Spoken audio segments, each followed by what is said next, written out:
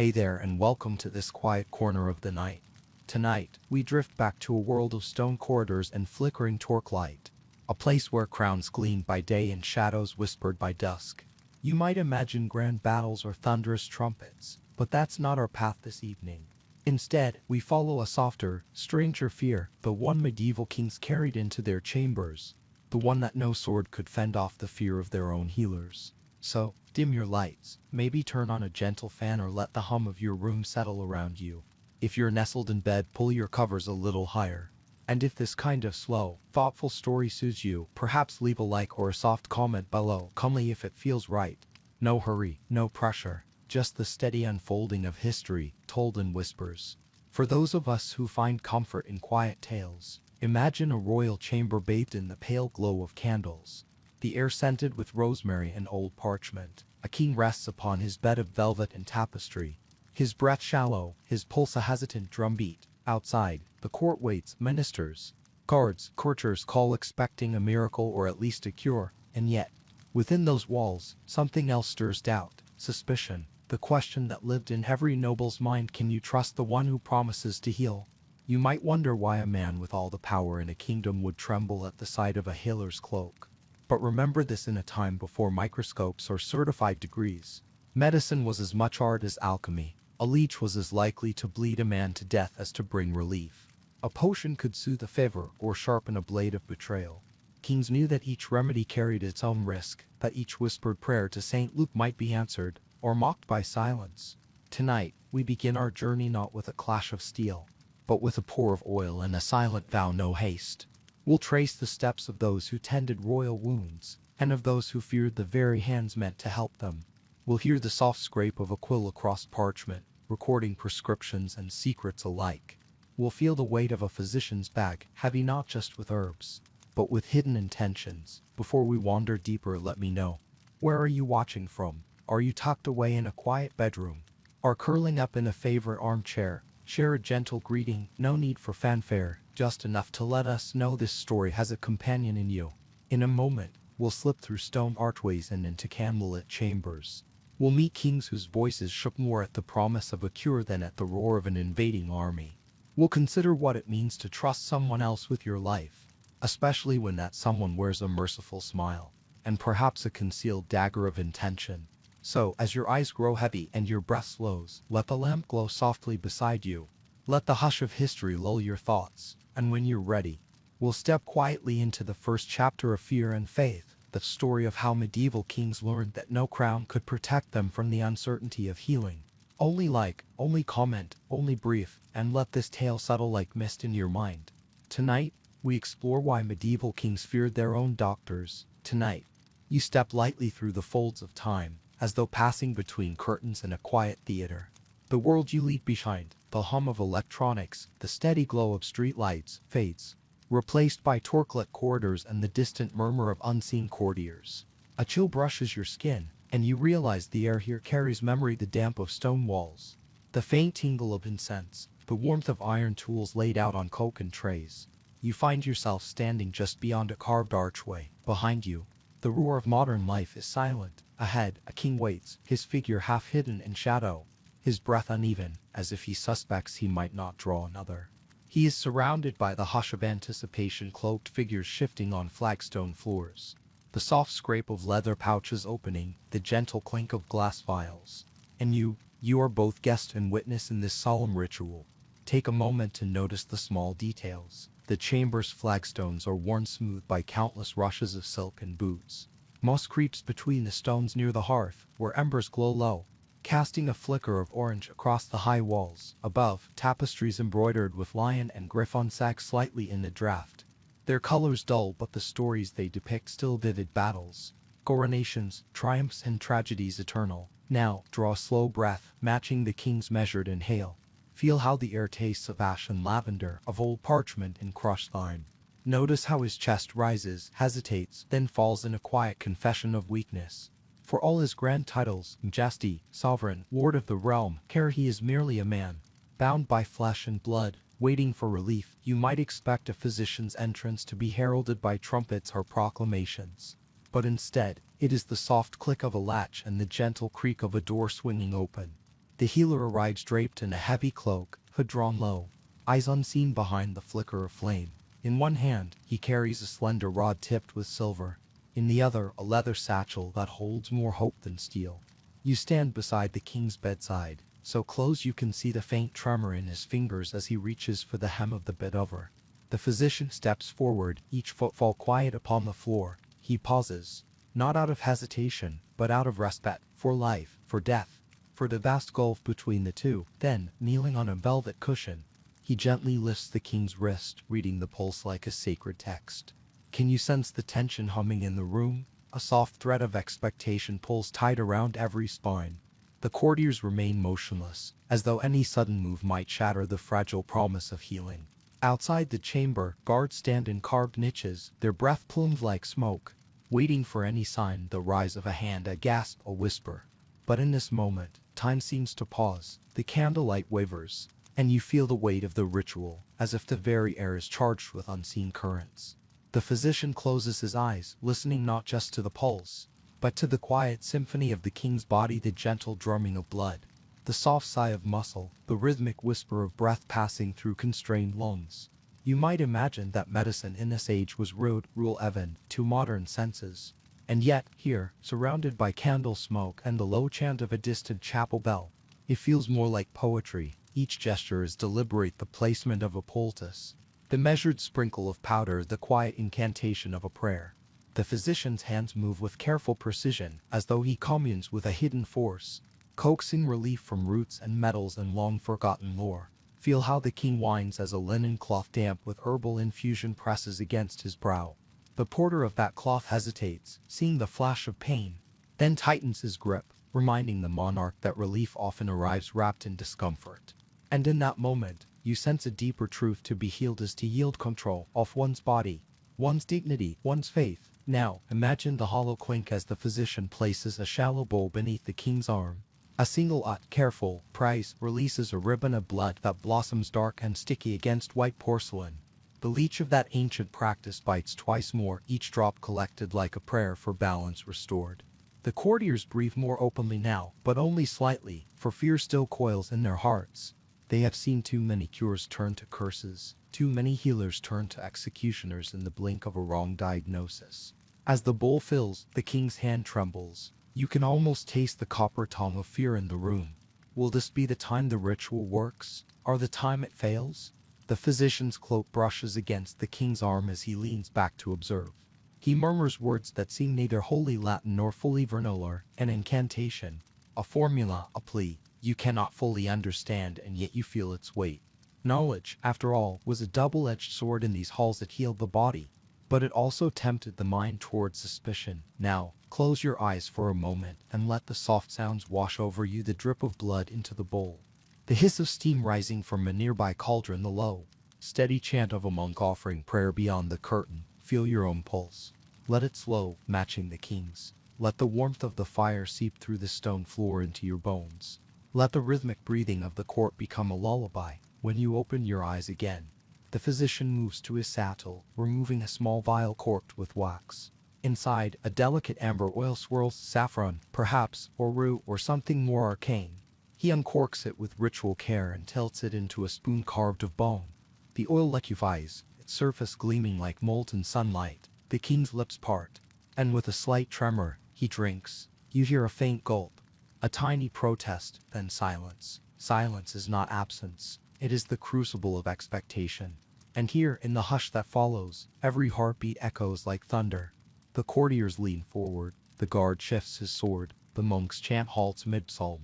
Even the candles flicker in anticipation. You stand witness to this delicate dance of hope and fear. The physician gently lays a hand atop the king's chest, feeling for warmth returning, for life rekindled. A single bead of sweat slips down the monarch's temple, and in that drop, you see centuries of doubt. For all his power, he depends on a stranger's skill. For all his gold, he pays with his very life. And then, a breath, shallow at first, then deeper. Color flares in the king's cheeks.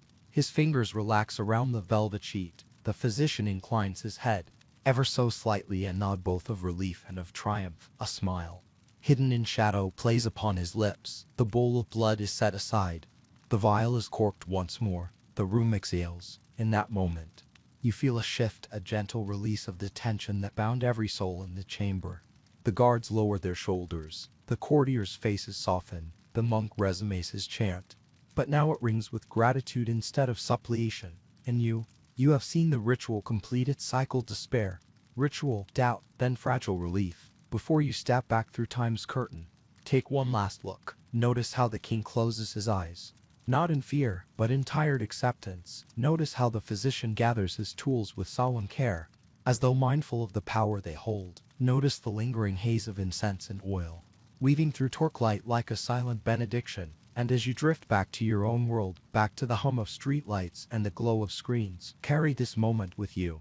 Remember the hush of that chamber, the weight of that ritual, the tremor of hope in every breath. For in that quiet ceremony, you glimpsed a truth as old as humanity, that healing is never just a matter of skill, but of trust. And that trust, once given, binds us across centuries, linking your world to the one that slept under candlelight in fear.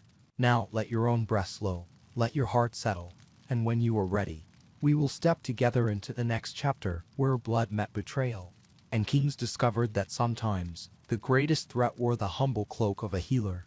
In candlelit sanctuaries of stone and shadow, the ritual of bloodletting began not with violence, but with fragile hope. Imagine the medieval king reclining upon silken cushions, gilt and velvet cushioning his weight, yet offering him no comfort. Around him, the soft rustle of silk and the muted shuffle of attendants filled the chamber. A single brazier glowed at the far end, its embers breathing warmth into the chill air. Here, the physician, cloaked in embroidered robes spattered with tinctures and poultices, prepared his instruments, each one a silent promise of relief, or a harbinger of betrayal. Take a moment to feel the hush that falls when a blade is drawn. The king's pulse thrums beneath the linen sheet, a deep drum of expectation. Courtiers lean forward, their breath held as though any sigh might shatter the delicate balance between life and death. The physician's fingers hover over a silver lancet, its tip catching the flicker of firelight. He offers the king his wrist. The monarch extends his arm with the solemn grace of ritual, knowing that in a moment, royal blood will spill into a porcelain bowl. The first incision is almost tender. A thin ribbon of dark life seeps out, lingering on the lancet's edge before dripping into the waiting vessel. Each drop is an echo of fear, a quiet confession of vulnerability.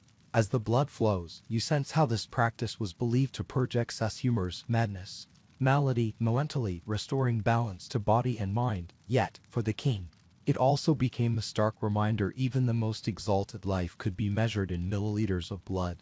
Now imagine the courtiers' faces. Some were drawn with worry, lips pressed thin, brows furrowed. Others were masks of calm, for in this world, the display of panic was worse than the illness itself. The physician works steadily, his hands unwavering. He murmurs words, half prayer, half prescription, invoking saints, stars, and the hidden currents of the body. Each phrase is a charm against despair by St. Luke.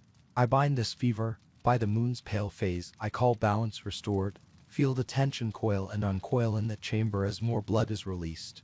The physician reclines the king's arm slightly, adjusting the angle so that veins bleed fully. A faint clink marks the moment the bowl is replaced, and another is brought forward, its time lined with leeches.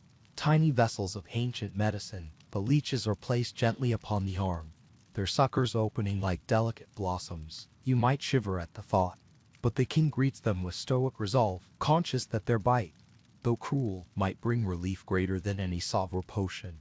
Beneath the surface, however, doubt simmers, whispers swirl among the courtiers. Did you hear? The earl's physician bled his master to death last fortnight. I saw the queen's healer slip something into the wine after the bleeding. In a realm where poison could masquerade as cure, even the cleached slow feast became suspect. Each drop of blood offered by the king was both blessing and bargaining chip, a sign of trust placed in the healer's hands. Yet the physician, trained in the lore of Galen and Hippocrates, saw himself not as executioner but as humble servant to the body's mysteries. He watched the bloods who, rusty, deep red, or bright scarlet, as one might read a weathered map. Too dark, and it spoke of cold phlegm; too bright, and it signaled a fever unbroken. He noted the flow's steadiness, the gentle pulse beneath the skin, the way the king's breath shifted with each release. In his mind, the ritual was exacting art, a slow dance where each movement coaxed the body toward equilibrium. And still, the king's heart thundered with risk. Beneath the veneer of ceremony, He wondered, what if my trusted healer errs? What if envy or greed taints his skill? In an era when court intrigue wove through every corridor, the physician was as vulnerable as his patient. He carried the blame for failure and the suspicion of malice. One wrong move, one mismeasured drop, and his own head might end up on display beside a severed branch in the public square. As the bleeding neared its intended measure, the physician gently detached the leeches, crushing them between glass slides to prevent any chance of reuse. The king winced, more at the sight than the sensation. A gentle compress, cloth woven from linen and soaked in rose water and vinegar, was applied to staunch the flow. The physician then guided the monarch to a low bench by the brazier, where warmth could circulate through chilled limbs. Courtiers moved discreetly, replacing bowls and adjusting cloaks. Take a breath here. Let the scene settle. The steady hiss of embers, the faint rustle of fabric, the soft murmur of consolation passing between healer and sovereign. Notice the profound intimacy of this moment. A man of immense power laid bare before another, trusting him with the essence of life. Finally, as the king's pulse steadied, the physician presented a small vial of honeyed wine infused with gentian and lavender, an elixir meant to fortify the blood and soothe the spirit. The monarch raised the goblet slowly, his hand steady now, and drank. A reluctant hope stirred in his chest, fragile as the smoke curling from the brazier. In the hush that follows, the chamber feels suspended in time. The crowd exhales, candles flicker less fiercely, the physician bows his head, a quiet nod of both triumph and humility. For while he has guided the ritual, he knows the body must still finish its journey toward health. As you step back, leaving the royal chamber behind, carry with you the echoes of that ritual, the sharp edge of the lancet, the slow feast of leeches, the chill of doubt, and the flicker of hope. Remember how, in that stone-walled room, the thin line between cure and curse was drawn in the king's own blood, and how trust, once broken, might never be fully restored. In the next chapter, we will trace how suspicion evolved into outright paranoia when medicine became murder, and the physician's white cloak darkened with the weight of mortal secrets. Step quietly now into the hidden corridors of power, where the clink of goblets can carry both relief and ruin. In the hush that follows a royal diagnosis, poison moved in shadows, so subtle that its taste was nearly indistinguishable from cure. You might imagine the physician as your ally, but in these courts, healers often lived under the same dread as their patients, the dread of betrayal wrapped in a silver chalice. Courtiers gathered in hushed clusters, trading rumors of strange fevers and mystery vials. A king might summon 3 doctors, not for skill, but to set them against one another, hoping one would betray the rest and reveal a plot. Some sovereigns required their physicians to taste wine before offering it to the monarch, a grim ritual in which trust was measured by how many could sip without twitching. Feel the tension coil as you imagine a grand banquet hall. Torches guttering against cold stone. A goblet of pale wine sweeps past your lips, its sweetness tempered by a whisper of bitterness. You hesitate, recalling the story of King Louis of Navarre, who twice escaped assassination after refusing a physician's cup. The second time, he staggered back from the table, clutching his throat, only to collapse before the stunned court. In that gasp for air, the line between remedy and revenge was drawn in poison. Consider the physician's plight. Some were chosen not for knowledge, but for loyalty, spies in white coats, trained to deliver slow-cating toxins under the guise of healing. They could seed distrust among nobles by curing the king only when they gained favor, then secretly accelerate his decline when politics shifted. Every tincture, every pill, became a potential instrument of power, and every cure, no matter how genuine, bore the stain of suspicion. Now picture the queen's private herb room, walls lined with jars of mandrake and wolfsbanes. Behind its locked door, she sought genuine relief for her husband's ailments. Yet even here, paranoia lingered. Guards were posted, their tabards gleaming, to ensure no one slipped poison into the blend. Still, rumors whispered that some apothecaries spiked jugs with nightshade, selling their silence to the highest bidder. And in a court where reputation was everything, a single accusation could ruin a healer for life, or sentence him to the gallows. Let your mind drift to the shadowed alcove where a trembling physician prepares a salve of belladonna and opium. He measures carefully, mindful of both the dose and the eyes that watched him, some curious, some murderous. He bows his head as he opens a vial marked for His Majesty only, reciting a muted prayer to ward off both sickness and suspicion. In that small act of devotion, you glimpse the razor's edge on which these healers lived. Yet not all physicians embraced poison. Many clung to their oaths, Determined to heal, they tended the king in secret, beneath flickering candles and behind locked doors. Where their true remedies, rosemary baths, warm compresses, gentle teas, offered solace without the specter of death. But even these men were tainted by association. When a ruler recovered, praise was scarce. When he died, blame was swift and unforgiving. Feel your pulse slow as you consider the ultimate irony that very hands meant to save could just as easily end a reign. And in that knowledge lurked the deepest fear of all, that trust, once broken, could never be mended. A poisoned king might forgive his assassin on the scaffold, but he never forgave his physician. When the banquet halls fell silent, and the court slipped into uneasy slumber, the specter of poison lingered in empty goblets and abandoned fuckles. It haunted every cup of tea, every draught of wine, every whispered promise of health. And in that lingering dread, you see why a monarch might tremble, not at the enemy beyond the walls, but at the one who knelt at his side, mixing hope and hate in the same panacea. As you step away from the palace's hidden plots, carry with you the taste of that bitterness. In the next chapter, we will unravel the secret language of physicians, words that could heal hearts or steer them toward despair.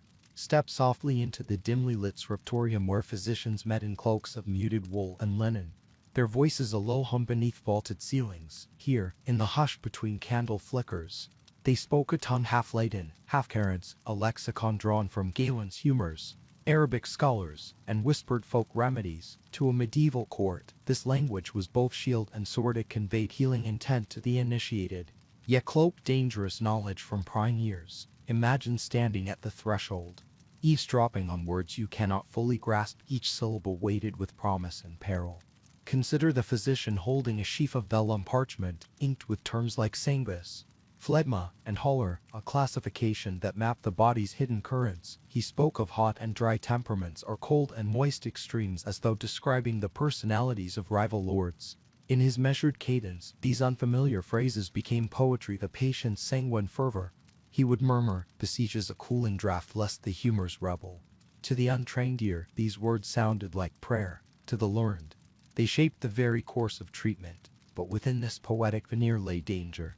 For certain phrases served as veiled warnings. To call a fever ardent might signify a simple infection, or hint at poisoning by arsenic, whose early symptoms mimicked common ills. When a physician recorded Letton's venom in private notes, he risked confession of knowledge tantamount to murder, or, if misinterpreted, became suspect of treason.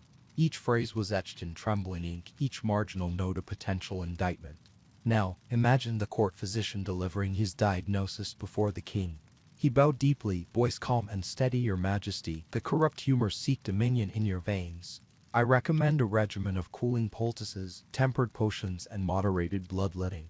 To the assembly, it sounded like measured counsel, but to those who listened closely, nobles with ears trained by intrigue, corrupt humors could signify an assassination plot. They leaned forward, parsing each word for hidden meaning, ready to pounce on any sign of malice. Beyond official pronouncements, physicians relied on discreet coded communication. Sealed letters bore cryptic symbols. A circle besitted by a line might mark vials of belladonna. A small fleur-de-lis signified a genuine cure derived from monastery gardens. Apprentices learned to read these marks by lamplight, hands trembling as they measured each herb. In a world where betrayal lurked behind every door, these symbols allowed healers to practice their art in secret, sharing knowledge without drawing the watchful gaze of rival courts. Feel the tension in those hidden meetings, the scratch of quills, the soft rustle of scrolls, the collective sigh when a cure was found, or the quickened pulse when a new poison was discovered. Healers traded recipes by candle flame, passing vellum strips folded like accordions. They spoke of hydrogerum dulifians, mercurial compounds once hailed as panacea, but equally capable of destroying nerve and bone. A single mispronunciation of dulifians could mean the difference between relief and slow, agonizing death. Yet this secret tongue also fostered camaraderie. In a world riven by politics, physicians found unity in shared study. They formed clandestine earls, some meeting in abbey cloisters, others beneath city walls, where de humor, melancholia, and ad fibrem tertianum were discussed not as abstractions, but as invitations to collective discovery. They argued over texts, sometimes heatedly. Did theory trump simple garlic poultices? Was the alignment of Jupiter and Mars more potent than any herb? Their debates echoed across manuscripts, leaving footnotes that future healers would decipher. Close your eyes for a moment and breathe in the scent of tin, parchment, and drying ink. Hear the low murmur of Latin interspersed with vernacular curses, old Breton or Provençal, when an apprentice spilled a vial of tincture. Sense the gravity of those moments, each word chosen with care, each sentence carrying the lives of monarchs and commoners alike. This was more than medical jargon. It was a covenant of trust among those who dared to balance on the knife edge of life and death. But for kings, this language often felt alien, a barrier between their vulnerability and the healer's promise. Some sovereigns attempted to learn the basics, memorizing key phrases in Latin so they could judge the truth of their prognosis. Others despised the complexity, preferring blunt commands: show me the wound, give me the cure. They saw no poetry in melancholia aquea, only a web of words spun to conceal mistakes. Their impatience bred deeper suspicion if the doctor spoke in riddles. Perhaps it was to hide intent. In some courts, mistrust reached its peak when physicians resorted to literal spells, incantations from herbal compendia bound with leather, promising to repel evil spirits or draw out poison. Shamans and sorcerers sometimes collaborated with surgeons, trading secrets in exchange for patronage. The lines between medicine, magic, and murder blurred beneath the same hooded cloak. Recite the Psalm of Augustine, one healer might whisper, then apply this ointment at midnight. The king dared to follow, not knowing whether a saint's blessing or a sorcerer's hex lay in wait. And yet, amid this labyrinth of language, there were moments of pure humanity. When a physician gently closed the king's eyes after a sleepless night, he murmured not Latin, but a prayer in the monarch's mother tongue, words of comfort that needed no translation. When an apprentice, overcome by exhaustion, wept in the hallway, senior healers would hush them with simple reassurances: tomorrow, the remedy will be gentler. In these fleeting acts, the secret language softened, revealing the healer's true lexicon: empathy, patience, care. Imagine now the weight of that empathy pressed into a single phrase. Fiducia sanat, trust heals. It was seldom written in any manuscript, but it echoed in the hearts of those who dared to speak truth. A king who trusted his daughter, who believed beyond the jargon, sometimes found relief greater than any tincture. And a doctor who earned that trust discovered a power beyond curing flesh: the power to calm fear, to soothe doubt, to mend the fragile bond between ruler and subject. As you drift back from the scriptorium's hush, carry with you the echo of those hidden words. Remember the soft scrape of quills, the flicker of candles, the hush that fell when sangus and venom hung in the air together. In that secret language, you glimpse the heart of medieval medicine, a delicate dance of knowledge and mystery, where life and death were traced in ink and uttered in whispers. In our next chapter, we will journey into the physical realm, into thistles, poultices, and bitter teas, where kings drank hope and fear alike in every cup. But for now, rest in the resonance of these words that could kill or cure. Slide into the quiet apothecary chamber, where shelves sag beneath the weight of earthenware jars and glass bottles, each labeled in fading script with names as strange as spells: Solteris, Calimtheria, Aquavita. The air is heavy with the scent of crushed petals, smoky resins, and something acrid you cannot name. Here, the court's most desperate gamble was brewed: bittersweet teas, blistering poultices, and boiled roots offered in hopes they might strengthen a king's waning blood.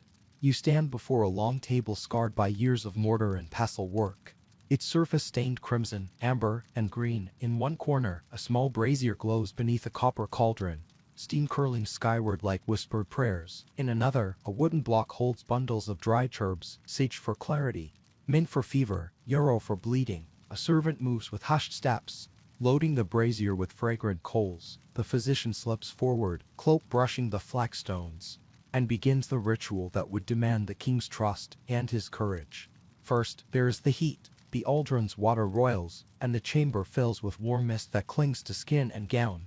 The physician lowers a handful of black horehound, its leaves crisp under his fingers, into the bubbling brew. You can almost taste the bitterness rising on your tongue.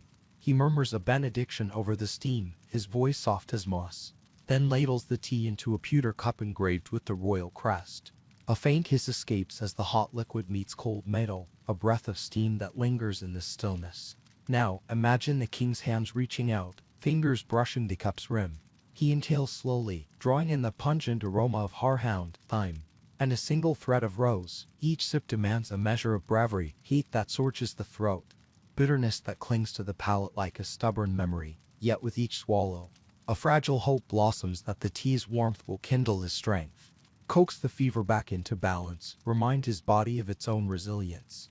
But hope in these halls was always laced with fear. For every genuine cure, there existed a mirror concoction thus brewed could be recorded to poison, mandrake replaced with hellebore, lavender swapped for hemlock. The same mortar and pestle that crushed rosemary for soothing poultices could pulverize white arsenic into invisible dust.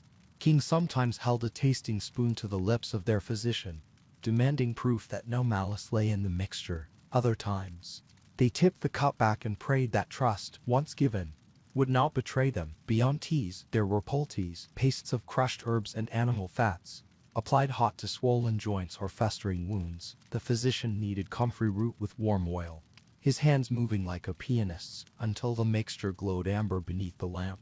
With a broad knife, he spread the salve onto linen, soft as spider silk, and pressed it onto the king's skin.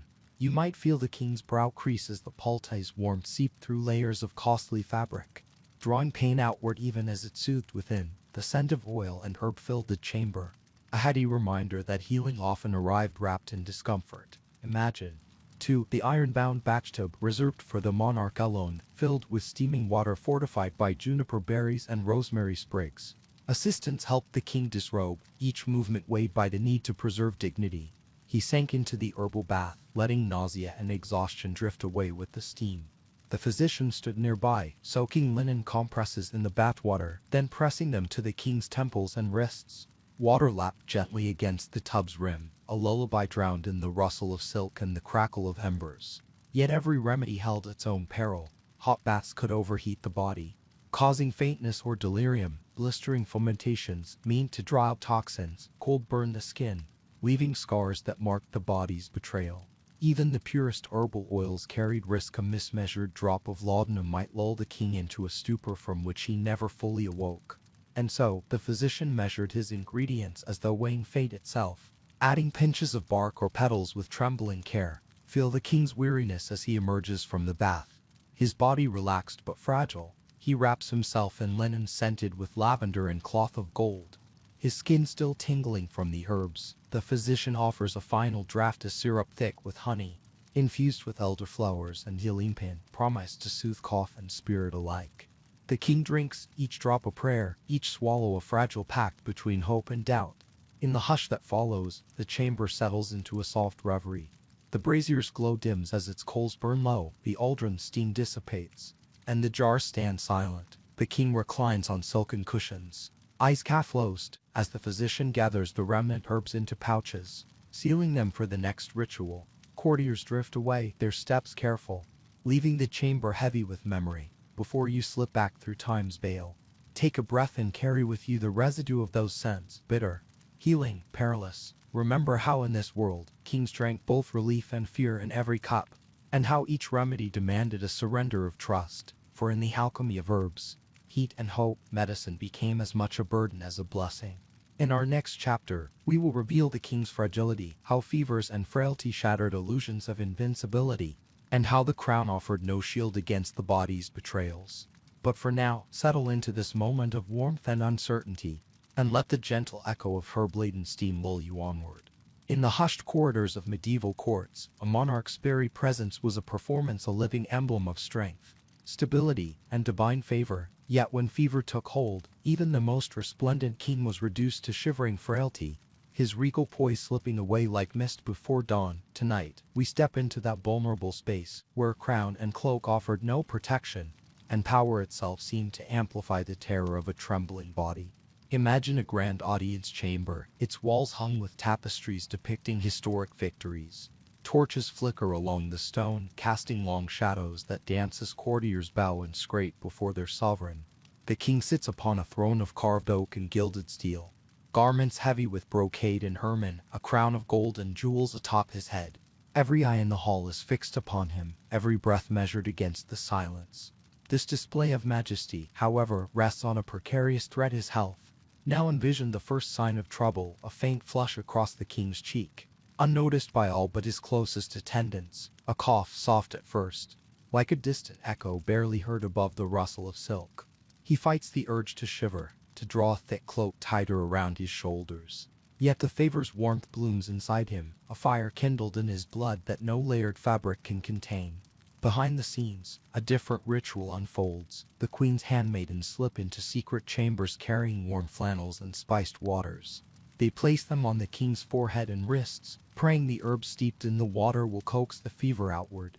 A physician leans close, placing a fingertip on the king's neck to gauge his pulse. Rapid, thready, a heartbeat stumbling like a frightened horse. The physician's eyes flick toward the tapestries, as though seeking a talisman of past triumphs to bolster his master's will. Court protocol dictates that a king never show weakness, thus, servants clear the hall. Postponing public audiences, messengers are sent with coded dispatches to the realm. His Majesty rests briefly, but will resume his duties. Paintings of the king are commissioned under candlelight. Artists instructed to smooth his features, to deepen the color of his lips, to banish any sign of pallor. These portraits hang in town squares and distant castles, reassuring subjects that their ruler remains robust. Yet behind those reassuring images, the truth festers. A monarch's isolation deepens as his illness progresses. He is sequestered in a suite of hidden rooms, layered with guards to prevent gossip, and to hide his weakness. Courtiers stand at a respectful distance, offering only the briefest glimpses before retreating behind heavy drapes. The king's own family hesitates to enter, aware that mere proximity may betray the severity of his condition to spies and foreign envoys. This loneliness breeds fear. With every shiver, the king contemplates his mortality. Will this fever yield to poultices and prayers, or will it seize him like a phantom and carry him away? He recalls the deaths of his predecessors, uncles, cousins, rivals, who succumbed to similar fevers, their bodies laid in state beneath pallbearers' solemn cloaks. He wonders if history will remember him as triumph or tragedy. In dimly lit side chambers, the physician convenes with trusted advisors. They speak in hushed tones, part medical diagnosis, part political calculus. If he falters, they whisper, noble factions will emerge to claim the throne. Each cough echoes like a drumbeat of potential civil war.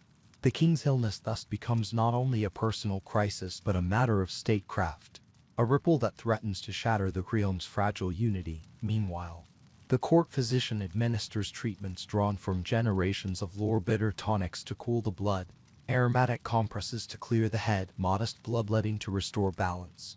Yet each remedy bears risk. A mismeasured dose of opiate could lull the king into stupor, reducing his will to a pliant shadow. An aggressive bleeding might weaken him further, exposing him to delirium and delirious hallucinations of betrayal. The physician works by candlelight, hand steady but mind anxious, as if performing a dangerous ceremony on sacred ground. As days pass, the king's public appearances grow more infrequent. He issues decrees in writing, his seal stamped upon documents drafted by ministers, but the vibrancy of his voice is missed. Court entertainments, jousts, feasts, tournaments, care postponed or cancelled. The empty stands and silent trumpets a stark reminder of his absence. Peasants in distant provinces hear rumors of his ailment and whisper among themselves, is the realm cursed? Has God withdrawn his favor? Without the king's living presence, superstition flares. In a rare moment of private reflection, the ailing king gazes into a polished basin of silver. He studies his own image, sunken cheeks, glazed eyes, hair damp with sweat. The throne feels farther away than ever, its promises of power and prestige empty against the raw truth of his flesh. He recalls the oath he once took, to protect, to defend, to embody strength, and wonders how to fulfill that vow when his own bones betray him. The queen, ever steadfast, remains at his side. She presses cool linen to his brow, wipes dark circles beneath his eyes, and whispers stories of their children's laughter to coax him from despair. Her touch, soft and warm, offers the only genuine balm against his fear. In her presence, he is not king, but husband, yet even this solace bears the weight of expectation. If he dies, what becomes of her and their heirs? Their shared anxiety folds them together in a fragile sanctuary, two souls clinging to hope in a storm of fever. Outside, courtiers draw lots to determine regency should the king fail. Ambition stirs beneath polite smiles. A duke speaks of stewardship, a bishop hints at spiritual guardianship. Each maneuver is cloaked in deference, yet every gesture conceals the steel of political calculation. The king, weakened though he may be, senses the currents of power shifting around his deathbed. This realization deepens his vulnerability. Not only must he defeat his fever, but he must preserve the realm itself from the grasping hands of opportunists. At night, the king's dreams are troubled. Feverish visions blur past fields of red poppies bleeding into the sky. Courtier's face is dissolving into masks of flame, crown and sword drifting away on a river of tears. He wakes with a start, heart pounding, and finds himself in a quiet chamber where only the physician stands vigil. The doctor offers water and a reassuring murmur, but fear still coils in the king's chest like a venomous serpent. In the 5th dawn since his illness began, a turning point arrives. The physician, after careful observation, announces a new course of treatment, a gentle purgative drawn from senta and fentanyl. To cleanse the body of the favor's poison, the remedy is risky. Some kingly patients recoiled at its bitter taste, but the monarch, desperate for relief, consents. He drinks the concoction, each swallow a testament to his hope and fear intertwined. The chamber's hush is broken only by the echo of his breath and the soft drip of a leaking torch. Hours pass. The king's face grows pale, his body racked with cramps. Courtiers press against the chamber door, anxious for news. Finally, a faint flush returns to his cheeks. His pulse steadies. His breathing, once ragged, becomes measured. A cautious cheer rises. Muted by humility, the favor, at least for now, relents its hold. But victory is tentative. For in the wake of such suffering, the monarch emerges altered. He stares at the parchment on his desk, its inked words once full of promise, now questioning their own worth. He hears the soft footsteps of courtiers approaching, some with relief, others with hidden agendas, and feels anew the fragility of his station. The crown upon his head weighs heavier than before, its gold a reminder that, however strong the ruler, flesh beneath cannot be gilded into invincible armor. In the days that follow, the king resumes his duties slowly, like a ship righting itself after a storm. He holds private audiences in smaller chambers. His voice clear but measured. He lapses into coughing fits if he overexerts. And courtiers hasten to offer waters and cushions, portraits or commissioned anew, this time meant to celebrate his return. But still bearing the pale memory of his trial, the public, eager for reassurance, greets his visits with joy, but the king knows that behind each cheer lies the lingering question: will he endure? Or will the fever return? As you step away from this scene of regal fragility, carry with you the lesson of the king's ordeal, that no matter how lofty one's station, human vulnerability is universal. A crown may command armies and subjects, but it cannot command the humors of blood, the tremors of fever, or the silence of an aching body at night. In this knowledge lies both humility and comfort that beneath silks and furs, beneath gold and gemstones, we are bound by the same frail vessel of flesh. And now, let this awareness settle within you as you prepare for the next chapter, where we will explore the perilous position of the physician himself, haunted by the shadow of failure and the threat of reprisal in equal measure. For in the dance between healer and sovereign, fear binds them both in a fragile, unbreakable embrace. In the pale glow of torchlight, the physician paused at the edge of the royal chamber, his breath caught not by the scent of balm or the whisper of healing, but by the weight of suspicion that hung thicker than any incense. Each step he took echoed on the cold flagstones, a muffled drumbeat of dread. Outside this room, courtiers leaned close to one another, their eyes flicking to his dark cloak as though expecting it to conceal a dagger as readily as it did potions. For a healer in medieval courts, the greatest threat lay not in pestilence or plague, but in the frail thread of trust that bound him, thread so fragile it could snap at the faintest tremor of his hand. He entered and bowed deeply, revealing only the back of his head to the court's gaze before the king. His hands, pale in the torchlight, bore hidden signs, a slight tremor in the fingers, a tension in the knuckles that spoke of countless sleepless nights. In his satchel lay the tools of his craft, needles, poultices, herbs crushed into powders, but also scraps of parchment detailing forbidden recipes, secret formulas tucked away in case he needed to prove his innocence. One wrong diagnosis, one misread pulse, and those parchments would become evidence against him, a roadmap to accusation.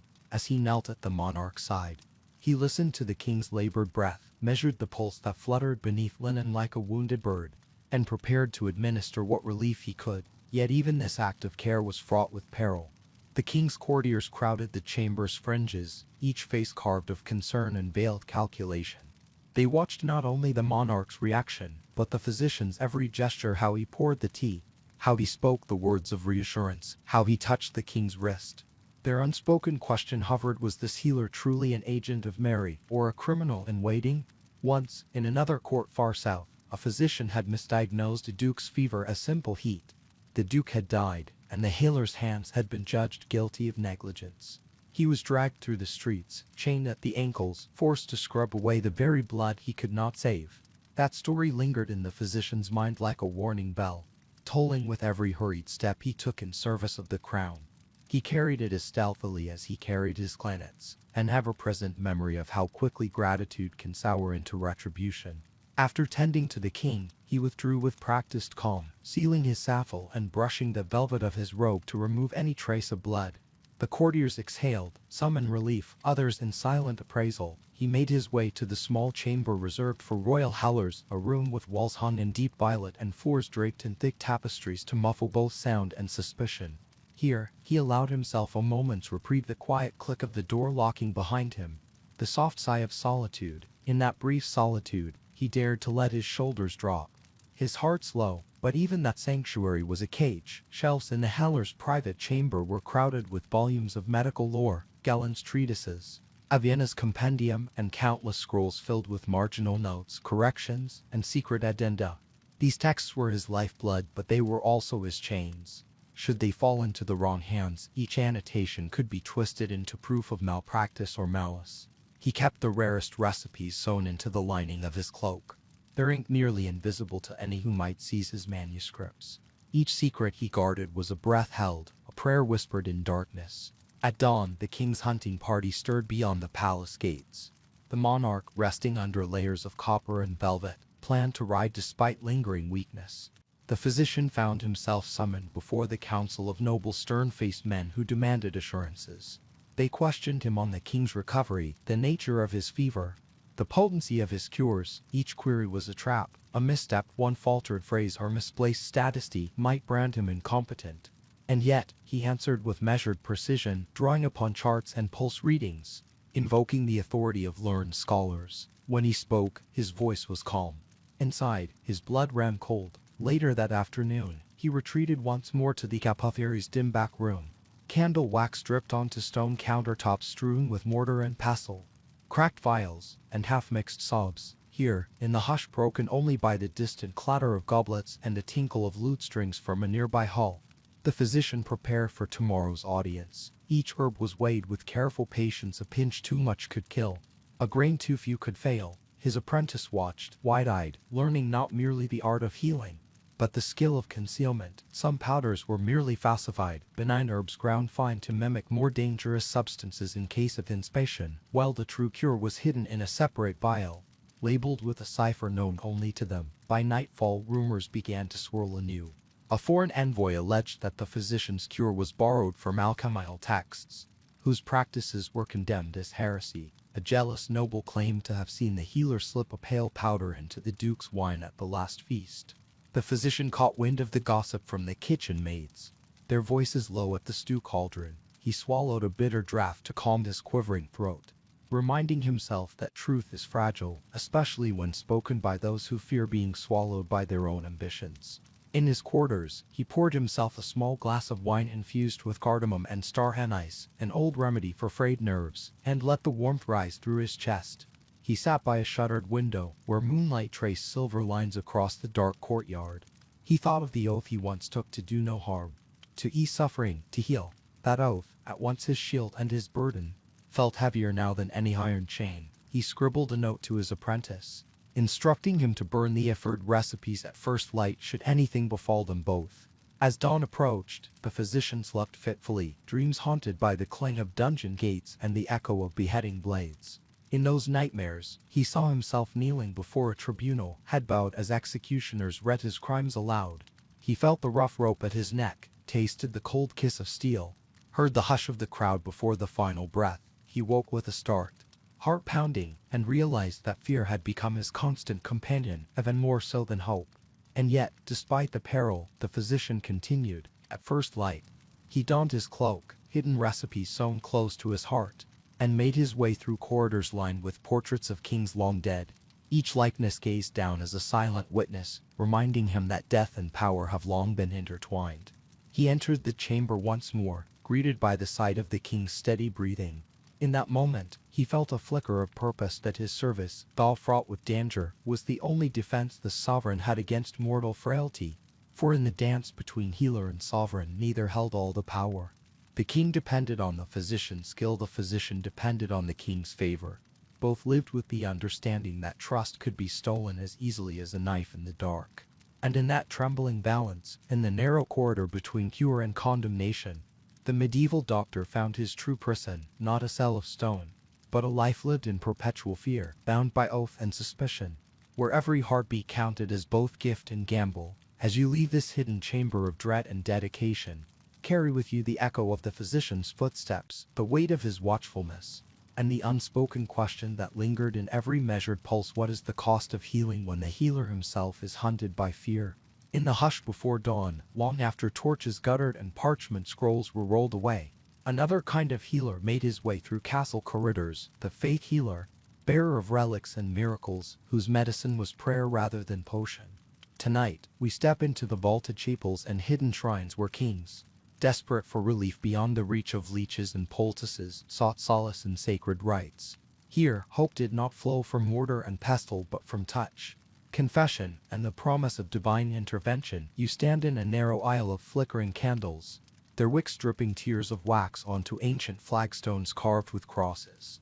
The air is thick with incense, myrrh, frankincense, and a sharper tone you cannot name, winding around you like a benediction.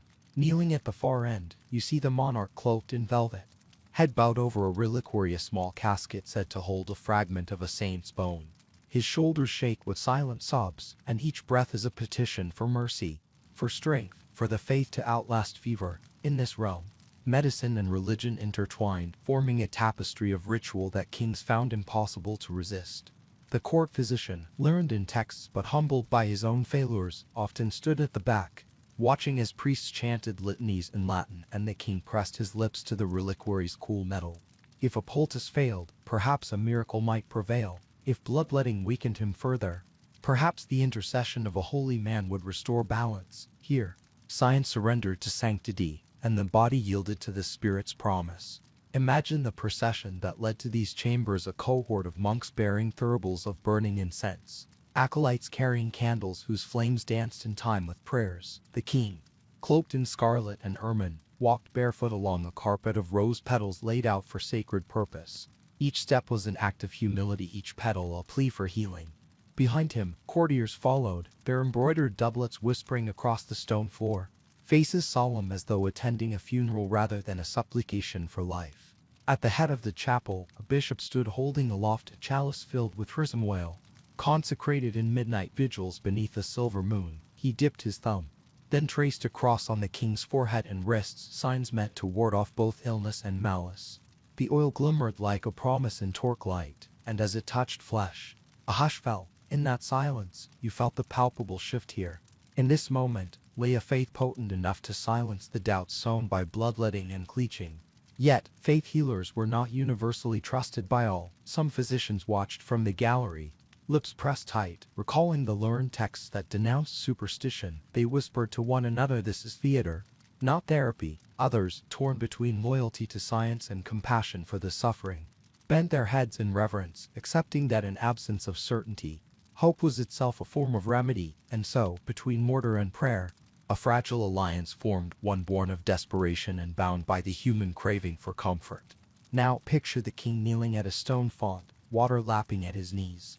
A hermit from a distant monastery approached, bearing a simple bowl of spring water infused with rose petals and chalk. The hermit's reputation was legend. He had claimed visions of angels guiding his hands. He ladled water onto the king's brow, each drop a benediction. In Nomen Patrix, at Felsi, at Spiritus Sancti, he intoned, his voice echoing off vaulted arches.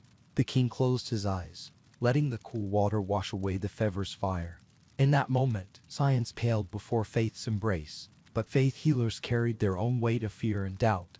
Some, accused of harlotanry, faced flogging or exile if their miracles failed to manifest. Others navigated treacherous politics. A miracle for one monarch might prove blasphemy in another court. They learned to cloak their work in secrecy, arriving under moonlight, slipping into hidden cellars to perform rites away from prying eyes. They kept fragments of relics sealed in pouches sewn into their robes, some genuine, others fabricated, knowing that a saint's bone could restore a king's health or, if discovered counterfeit, spell ruin for them both. Feel the tension as you imagine a clandestine midnight healing torches placed in iron sconces. Chanting in low, measured tones, the sick king carried on a litter to a hidden chapel beneath the castle. Cloaked figures stood guard at stone doorways, their halberds alert for intruders. Inside, the healer anointed the king's temples with oils, traced sigils on parchment, and read from a faded psalter. He prayed in tongues half forgotten, invoking saints whose names had become blurred with time. Each syllable fell like petals on stone, fragile, fleeting, yet charged with desperate hope. On one such night, a hermit healer known as Brother Alaric claimed to cure a king's tremors with naught but a single prayer. Word spread like wildfire. Foreign envoys arrived bearing gold and silk to commission the hermit's services.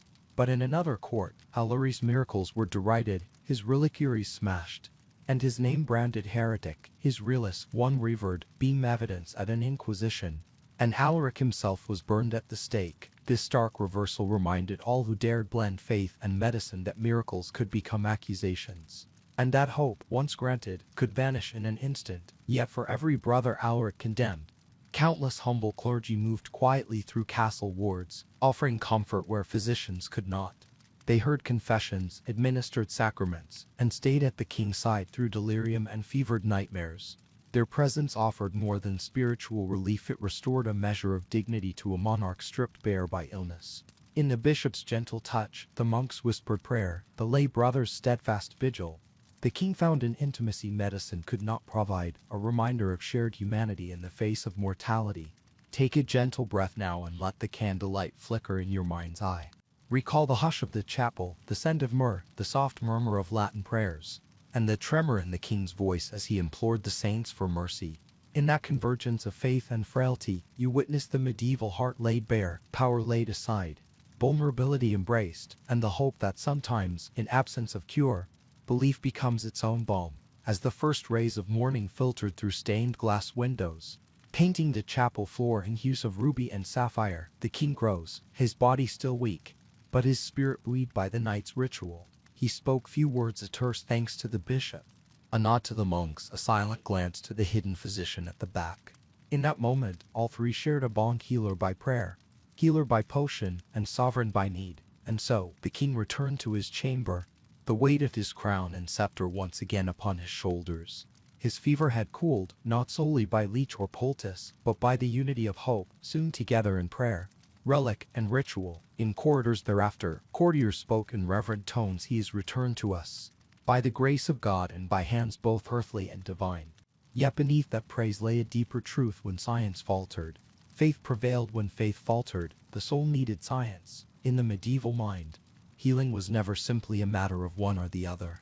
It was the harmony of both, blood and blessing, tincture and prayer, leech and relic. And in that delicate balance, kings learned that true power lay not in resisting vulnerability, but in embracing every avenue of hope, however humble or miraculous.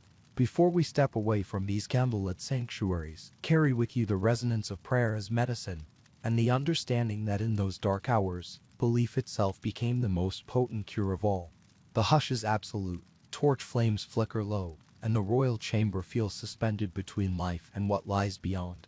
A single shaft of moonlight breaks through narrow windows, illuminating tapestries that once celebrated triumphs but now bear silent witness to an ending. Here, the king lies upon silken cushions, his breath shallow, each pause an echo of decades spent in power. Tonight, the physician's final task is not to cure, but to accompany, a solemn witness to the monarch's last appointment with mortality. You enter softly, mindful that even the slightest footfall might shatter the fragile stillness. The chamber door, heavy and carved with the family crest, seals behind you with a muted thunk. The air is cool, scented faintly of lavender and astringent linen, remnants of poultices applied earlier to staunch shaking limbs and ease aching joints. A low stool is set beside the bed, where the physician sits, cloak drawn close, eyes shadowed with grief and duty entwined. At the bedside, the king's hand lies open, veins fading into translucent skin. His crown rests on a velvet cushion nearby, its jewels dull in dim light. This regal artifact, once the centerpiece of every ceremony, now seems an impersonal relic, heavy with expectation, heavy with finality. The monarch's eyes, once steeled by councils of war and proclamations of law, are now clouded with fatigue and reflection. He seems smaller, more human, vulnerable to a brief swim rather than a battle's roar. The physician leans forward, placing a gentle palm atop the king's heart. Feeling each tremor of life, he murmurs words soft as a benediction, Your Majesty. The stars guide you now, as they did in youth. Speak freely. The king's voice emerges, a hoarse whisper, I have lived by the sword, and by this hand. He lifts the physician's palm, pressing it against his eyelids. I fear not death, only the stories left untold. And here begins the confession, an intimate rite where sovereign sheds silhouette of power and becomes merely a soul in need of absolution. The physician, once master of humors and humankind, now serves as scribe of the soul.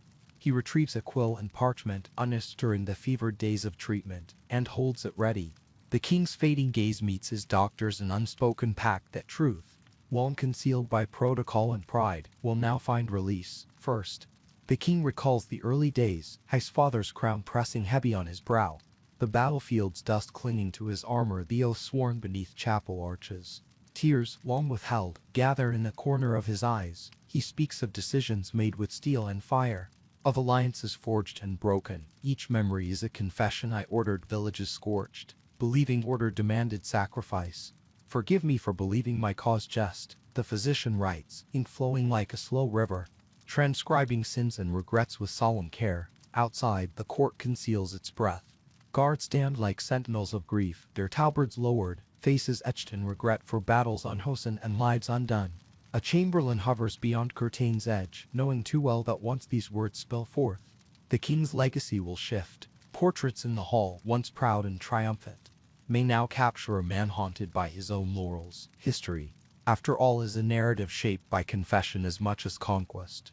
As the ink darkens the parchment, the king's voice steadies. He recalls compassion withheld, a widow's plea unanswered, a conspirator's mercy denied. He whispers of the mercy he never granted, and of the kindness he might have shown. They called me ruthless, he says, yet I feared mercy as weakness. Tell them, I sought strength where only grace endured. The physician pauses, offering a draught of lavender wine, less to sustain life, more to soothe the soul. The king drinks, savoring warmth that spreads through his chest like distant sunlight. Time blurs, minutes become memories, and memories bleed into confession. The king speaks of love, of the queen's laughter echoing through dawn's corridors, of children's laughter filling banquet halls. He weeps for joys neglected in pursuit of power. I drowned their smiles in ambition's tide. Forgive me, for I loved them in moments stolen by duty. The physician lays down quill and takes the king's hand, offering presents beyond prescription. A hush falls as the wind sighs through narrow windows, stirring curtains like ghosts passing through. The king's breath falters. He gasps, each inhale shallow, each exhale a surrender. The physician presses a cloth scented with rosewater to the monarch's lips, an offering of comfort at journey's threshold. He whispers a prayer, may peace find you beyond this veil, and may your heart's burdens rest at last. In these final moments, the king's eyes find the physician's, and a fragile gratitude flickers between them. No titles, no rounds, just two souls bound by the shared witness of life's fragility. The doctor brushes a stray lock of hair from the king's brow, feeling the pulse weaken beneath his fingertips. The quill remains poised on parchment. The confession incomplete, but words now no longer needed. The ceremony of truth is its own absolution. Outside the chamber, a distant bell tolls the horror, a funeral knell for a reign drawing to close. Footsteps hush, and the courtyard beyond clamps itself in muted anticipation. Within, the king's chest rises once more, gentle, fleeting, and then stills. The physician closes the monarch's eyes with trembling reverence. Smoothing the linen across his brow, he lays the quill upon the parchment. Ink still wet, as if marking the end of both confession and crown. Silence settles, profound and unbroken. The chamber's torchlight flickers, casting long shadows that dance across tapestries now heavier with sorrow. The physician rises, crestfallen yet serene, knowing his last treatment was not of body but of spirit. The parchment, rattled in his gloved hand, bears the weight of a king's final trust, an account of mercy sought too late, of power wielded without heart. As dawn's first light seeps through stained glass, the coffin awaits, polished oak bound in silver, lined in velvet and lace. The physician stands at its head, placing the confession parchment atop the monarch's chest, a testament that the greatest medicine may be the chance to speak truth before the end. Courtiers file past, offering silent bows to both crown and confession, hearts tempered by the humility of death. And so, the last appointment concludes. No more poultices, no more elixirs, come lay the quiet dignity of a life laid down in full disclosure. In that final chamber, healing was not measured in poultices or potions, but in the release of truth and the embrace of grace. The door groans on ancient hinges as the physician is ushered into the grim tower chamber, its walls slick with damp and lit only by a single, sputtering torch. He pauses beneath the arch, swallowing hard against the cold that isn't entirely from the stone.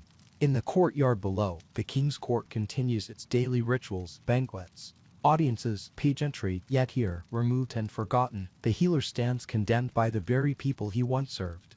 The satchel that held his remedies has been seized, his robes, once fine wool, replaced by raw-spun garments that scratch his skin, and at his feet lies the silent testimony of his fall wooden stool. A small table bearing ink-stained confession sheets, and a vial of unguent untouched, its healing promise now meaningless. He recalls the moment accusation first fell upon him, a sudden relapse of the queen's fever, a noble's whispered rumor that he had overruled the duke to please rival factions, a dossier of charges delivered with pomp to the king's council. At first, he believed it a misunderstanding, until the guards came, faces impassive, and bound his hands with iron manacles that bit into his flesh. The shame of being led through gilded halls, once echoing with praise, into corridors where every echo whispered traitor, is a memory he cannot shake.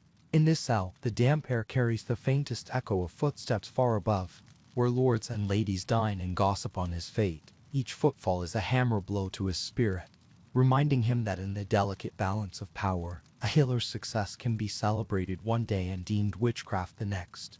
He sits on the stool, the cold wood pressing into his back, and studies the narrow slit of sky visible through the barred window. It is a sliver of freedom, a reminder that even the smallest opening can sustain hope. Word spreads quickly in court: physician X conspired to murder the sovereign by slow poison. A foreign envoy reported overhearing his plot. His scholarly texts contain hidden arsenic formulas. These half-truths and outright lies swirl like noxious smoke, fueled by political ambition and fear. Each noble with a grudge, Callians turn to enmity, favor swung to contempt, finds in him the perfect scapegoat. Better to punish the healer than admit weakness in the throne's infirmary. Yet inside his cell, the physician learns that punishment need not be solely pain. The true torture lies in erasure of reputation, of purpose, of identity. The tools of his life's work vanish. No more leeches, no more lancets, no more pill jars line the shelves. Instead, he is left only with rumors and memories. He stares at the wall, tracing with his eyes the damp patterns where moss grows in the shape of crosses. In that pattern he sees both judgment and mercy entwined. Late one night, a whisper threads through the tower, a gaoler, moved by an old debt of kinness, one healed of a grievous wound by this very man, slips through the bars a scrap of parchment and a shard of bone.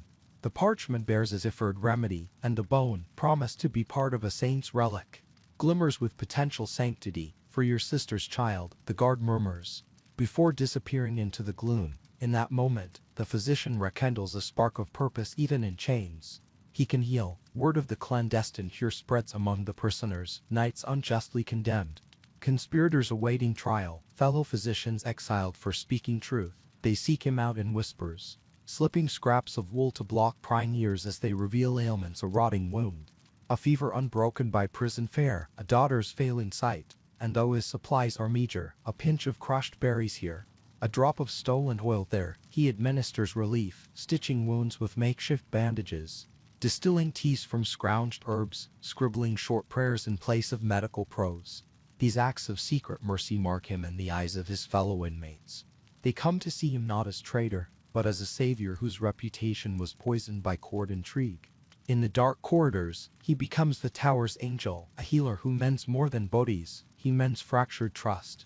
Yet even this small redemption carries danger if discovered. He knows torture awaits, perhaps even the rack, to force him to confess to the very crimes he refutes.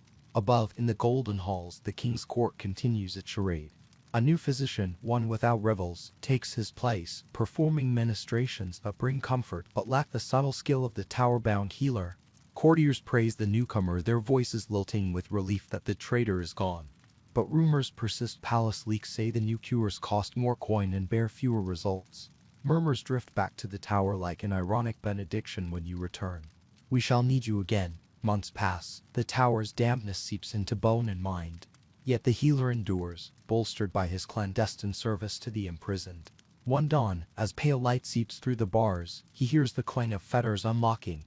The guard who once smuggled the remedy now stands before him. Key in hand, pardon granted, the man says, voice low. The queen recovered fully. The king regrets the counsel of his advisors. You are free for now. But take care, praise can poison you as deadlier than any arsenic. He steps from the cell into a courtyard of frost and amber light. The tower stones glow in morning's hush, as if absolving themselves of the wrongs they bore witness to. He gathers his cloak, worn and frayed, and fastens it around his shoulders. In that moment, he carries both the scars of his imprisonment and the quiet strength that comes from serving in obscurity. As he walks away, the castle gates creak open, and he glimpses the courtiers emerging for their morning audience. Their eyes flick to him, some with awe, others with lingering distrust. He raises neither hand in triumph nor head in shame. Instead, he bows to the world he once knew and the world from which he was exiled. He carries no satchel of medicines, but inside him lies a deeper remedy, the knowledge that true healing requires resilience beyond skill, compassion beyond acclaim, and the courage to serve even when praise turns to poison. We step now away from chambers of stone and torches flicker, beyond the hush of hushed confession and the hush of midnight rituals, into a broader landscape of fear, faith, and fragile power. Beneath the weight of velvet cloaks and crowns of gold, there lay a body, vulnerable, aging, human, and it was this body, more than any neighbor's blade or enemy's siege, that haunted monarchs most deeply. Imagine the throne room in the quiet hours before dawn. Tapestries hang motionless on cold walls. The scent of spent candles lingers in the air. A single figure sits upon a dais, the king's silhouette framed by dawn's pale light. His gaze drifts downward to the jeweled pommel of his sword, then to the heavy hem of his robe, and finally to the veins at his wrist, blue rivers pulsing with the uncertain flow of mortality. In that silent pause, he confronts a truth no court ceremony can disguise. A crown may grant authority over others, but it grants no dominion over the body's betrayals. Power, in its splendor, crafts an illusion of invincibility. It whispers that might can bend rivers, that armies can shatter empires, that law can tame chaos, yet no edict can staunch a favor's rise. No army can reclaim strength once lost to frailty. No charter can reinstate life when the humors falter. The monarch learned this with each aching joint, each trembling hand, each fevered night, and with that knowledge came a profound terror that beneath all pomp and ceremony, he remained as powerless as any commoner before the slow commerce of disease. Consider how carefully the court concealed these moments of vulnerability. Chambers were arranged so that public audiences showcased only robust health, smiles practiced in the morning mirror, greetings delivered with measured vigor, robes draped to obscure pale limbs. Portraits commissioned in haste captured a visage of vitality that reality no longer supported. Diplomats and envoys, invited to magnificent feasts and tournaments, saw only the facade, a ruler untouched by the decay of flesh. Yet behind closed doors, secret passages lead to infirmaries and hidden alcoves, where physicians tended delicate flesh far from prying eyes. This dance of concealment speaks to a deeper longing, not just of medieval kings, but of every one of us. We too weave stories of strength when weakness aches within. We schedule doctor appointments for late afternoon to mask absence from work. We smile through pain so that friends need not worry. We post only the brightest moments of our lives, leaving the struggles unseen. We build our own courts of image and expectation, seeking refuge in the belief that control is possible. Cover bodies over destinies, over perceptions, yet true control remains an illusion. From the hum of modern hospitals to the hush of surgical wards, the same fear echoes that we are, at our core, subject to forces beyond our mastery. A surgeon's hand may guide a scalpel with precision, but the body's response is never guaranteed. A life saved may wobble on the brink of complications. A promise of recovery still trembles on the edge of relapse. In our hearts, we understand that healing, like history, is both art and ident, a delicate balance between skill and surrender. Medieval kings learned this lesson perhaps more acutely because their medicine was more ritual, more alchemy, more faith. A leech bite or a paltie's warmth offered solace, but also reminded the sovereign of dependency. Faith healers' prayers bestowed hope, but also underscored the mystery of body and spirit. Deathbed confessions laid bare the human under the royal, and physicians imprisoned revealed the peril of practice. Through each chapter, The king confronted the same revelation that no throne could fully shelter him from the silent tribunal of flesh. In reflecting on this, we find echoes in our own age. We trust technology to monitor our hearts, medications to steady our minds, specialists to decode our DNA. We book screenings, take prophylactics, swallow supplements. Yet each screening can reveal ominous news. Each prophylactic carries side effects.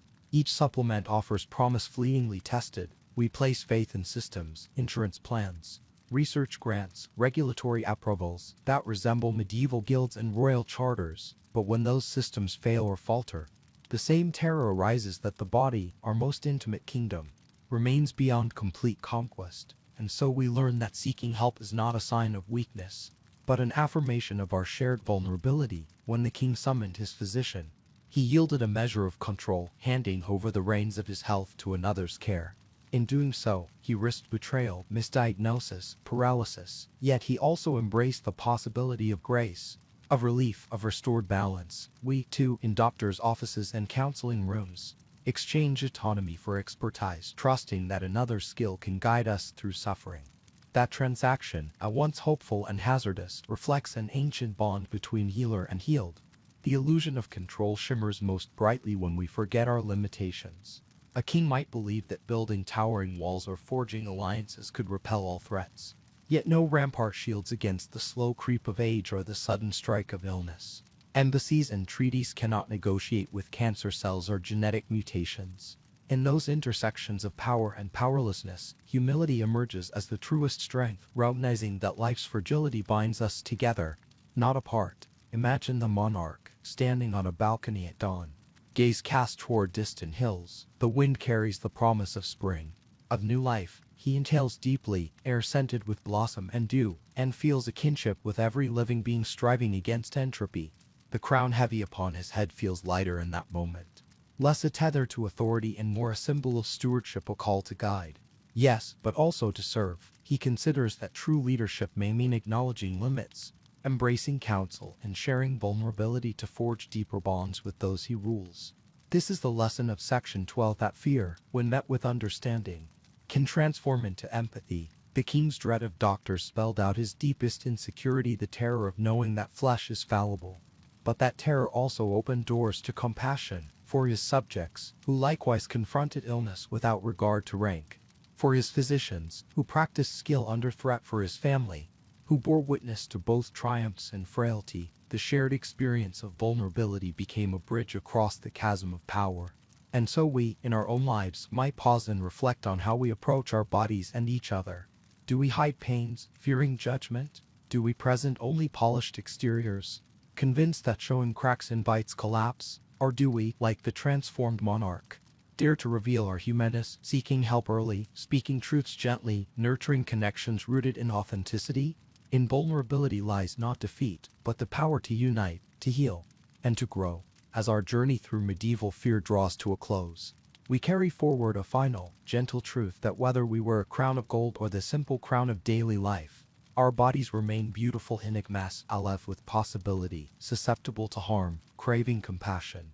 The illusion of control may comfort us, but it is in embracing uncertainty that we discover our shared strength. Let this reflection rest in your mind like a soft benediction. Breathe deeply, feel the rise and fall of your own pulse, and recognize the ancient link between healer and healed, sovereign and subject, self and other. And as you drift toward sleep or onward into your day, remember this: that fear, acknowledged, can become a teacher, that trust, extended, can become a bond, and that in the quiet acceptance of our frailty, we find the deepest expression of our humanity. And now, perhaps that is enough for tonight. Let the story settle like mist around the quiet hills of your mind, and find rest in knowing that power and vulnerability walk hand in hand, always intertwined, always reminding us that to be human is to be beautifully fragile. Let us pause now, not in sorrow, but in gentle stillness, where understanding softens judgment and curiosity blooms into compassion. Across all we have witnessed, one figure stands quietly central: the physician.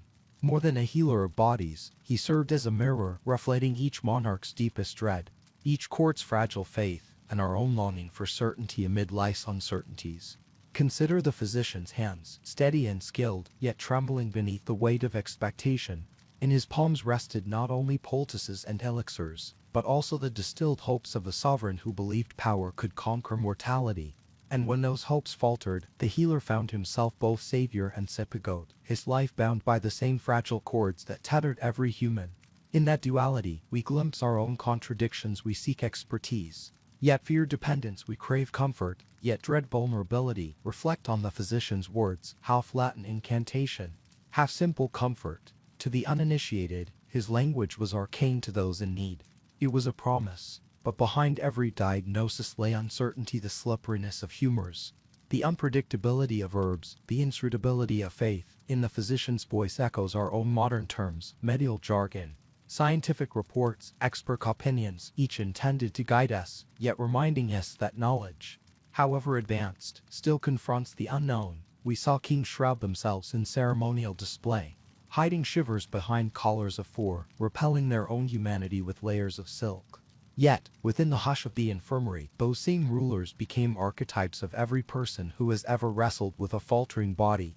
Their private fear of the healer's presence mirrors our own moments of trepidation. When we step into hospitals, swab nurses, and x-ray machines, we too, like them, wonder, can I trust this stranger with my life? Will this cure save me or betray me? The physician's life in that era was woven between compassion and caution.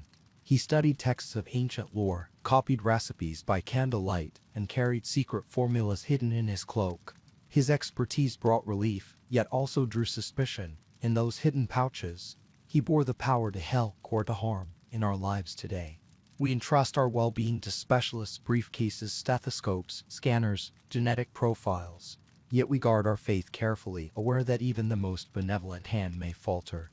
Think of the physician's midnight ministrations, slipping down empty corridors to tend secret patients in hidden wards. He moved between the chambers of power and the dungeons of despair, a silent witness to both triumph and tragedy. In that passage lies the essence of empathy, the willingness to accompany another through fear. Not as judge, but as companion. We find the same calling in caregivers today. Doctors, nurses, therapists will walk into our darkest hours and remain, offering presence when words fail. The mirror the physician held up to medieval courts also reflects our collective hope for agency in the face of mortality. Kings sought mastery over disease, investing funds in apothecaries and patronizing healers, convinced that wealth could tip the odds. Yet every remedy carried risk, and every triumph was tempered by relapse. Likewise, we invest in wellness trends, cutting-edge treatments, and preventive screenings, yearning for control. But in every triumph, we learn anew that life's unpredictability remains, reminding us to balance our plans with acceptance. Weary of our own bodies' betrayals, we have sent men and women across continents to study sciences, to master techniques, and to write protocols that promise precision. But we also send prayers skyward, hold talismans close, and whisper words of hope to ourselves in the dark. The medieval healer's dual reliance on learned texts and whispered prayers echoes in our blended trust in medicine and belief, core reliance on both RIC scans and meditation apps, on both antibiotics and affirmations. In the physician's imprisonment, we see the vulnerability of expertise itself. Stripped of tools, he turned to makeshift cures for fellow prisoners, mending broken skin with stolen herbs, easing fevers with secret teas. His compassion transcended his fall from favor. So too, in our times of crisis, natural disasters, pandemics, personal illness, we witness professionals adapting, carrying in improvised wards, delivering aid from unexpected sources. The healer's creativity reminds us that true service arises not solely from titles or tools, but from the heart's commitment to alleviate suffering.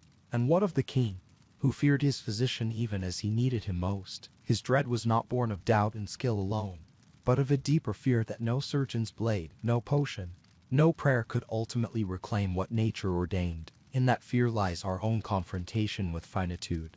We dread aging faces in mirrors, faltering joints on morning walks, tests that could return unwelcome news. Yet we also honor each day lived, each breath drawn, each heartbeat's feigned insistence on continuation. The physician, at the end of our tale, stands neither condemned nor exalted, but human, flawed, compassionate, courageous in his vulnerability. He reminds us that healing is more than the removal of pain. It is an act of shared trust, of mutual surrender. The patient surrenders sovereignty of body. The healer surrenders the illusion of infallibility. In that mutual yielding, A bond forms, a bond that transcends centuries, connecting his quiet vigil by candlelight to our own moments of seeking care. So we ask ourselves, who do we trust with our pain? Where do we place our faith, in instruments or in intuition, in protocols or in presence? And how do we find peace in a body we cannot command, learning to lean not solely on our strength, but on the hands that guide us through vulnerability? These questions, posed by candle-shadowed physicians and cloaked kings, continue to reverberate in our modern clinics and living rooms. As the embers of this medieval journey grow dim, may we carry forward the physician's mirror, holding it up not to judge, but to understand. May we see our own fears reflected there, the fear of helplessness, the fear of betrayal, the fear of insignificance in the face of illness. And may we also see our resilience, the capacity to seek help, to extend compassion, to accept limits with grace. In that recognition lies our comfort that to be human is to need and to heal each other.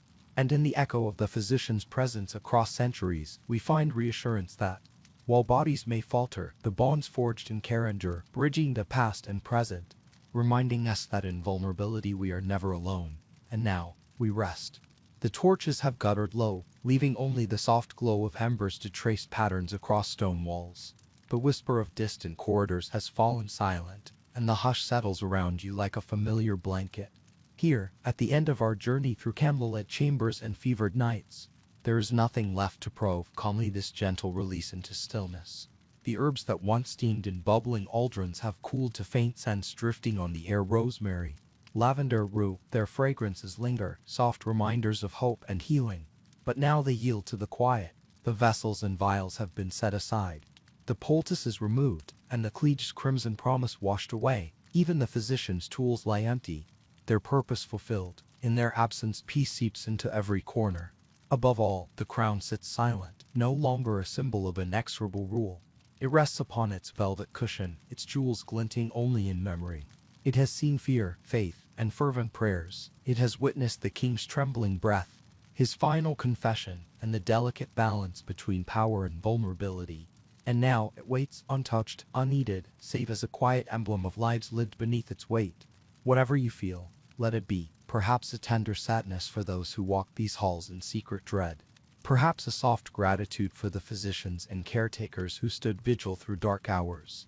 Perhaps a flicker of recognition that we, too, carry fears no crown can banish, and hopes that cannot always be measured by poultice or prayer. In this moment, all emotions belong. There is no judgment here, calmly the hush of understanding. You have listened long, tracing the slow rhythms of medieval fear and solace. You have thought deeply about power and fragility, trust and betrayal. You may feel the echo of distant footsteps in your own mind, or the faint flutter of your heart recalling the hush of a deathbed confession. And maybe, just maybe, you have drifted toward sleep, eyes heavy, thoughts softening as the world beyond your window grows distant. That is perfectly all right. Let this story settle somewhere soft inside you, like the last page of a well-loved book, the final note of a lullaby, the fading glow of a lantern carried out into the night. Do not rush to turn another page. Do not search for grand conclusions or urgent lessons. Instead, let the images of torchlight, of trembling monarchs, of humble healers recede like clouds across the moon, gentle and undemanding. And as the night carries you further away, whether you slip into slumber or simply rest in quiet contemplation, know this: even kings were afraid. They trembled beneath their mantles of silk and fur. They questioned the hands meant to heal them. They confessed their deepest regrets in whispered tones. Yet they carried on, throughout rituals of bloodletting and prayers before shrines. Through prison cells and hidden cures, through pain and repentance, they carried on. As we do, our fears may not be of leeches or poison chalices, but they are no less real: the fear of illness, of betrayal, of endings we cannot control. Yet, like those medieval souls, we find ways to cope, to seek help, to whisper prayers, to offer confession, to hold hands with those who tend to our wounds. We weave our own rituals of care and trust, aware that vulnerability is neither sin nor weakness, but the very thread that binds us together. For now, that is enough. Let the crown rest. Let the ointments cool. Let the words fade into the silence of your own breath. And when morning comes, you may awaken with new clarity, or with the gentle glow of a dream not yet forgotten. But for tonight, simply be. Allow the peace of this quiet hour to cradle you, as the physician's hand rattled the king's last moment, and as every heart seeks the soft embrace of understanding. Good night.